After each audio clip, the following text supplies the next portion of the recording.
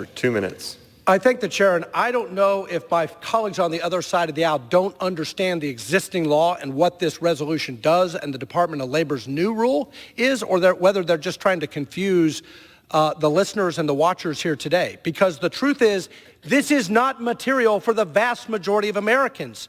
The studies show that most Americans don't even know what ESG is. And to the extent Americans do find it material, nothing in this resolution prohibits an American from allocating their capital the way they want to.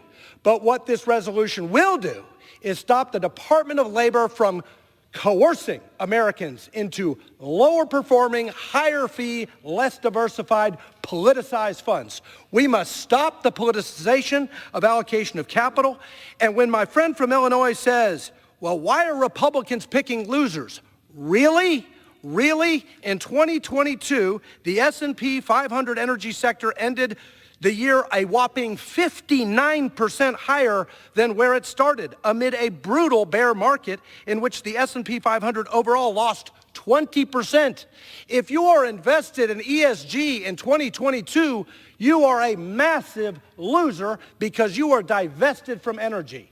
Stop the politicization of capital. If you want to give Americans freedom to choose what is material for them in investing, vote against the Department of Labor rule, which would conceal what the Department of Labor is doing, which is steering Americans into investments that have political values that they disagree with.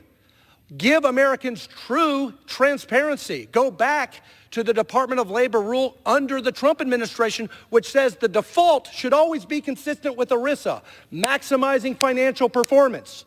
And if you want an alternative, if you want to subordinate financial returns to the environment, to climate change, to social justice, to whatever, and you really don't care about your retirement security, then you can choose that. But let the American investor decide, and the default should always be maximum investor returns. I yield.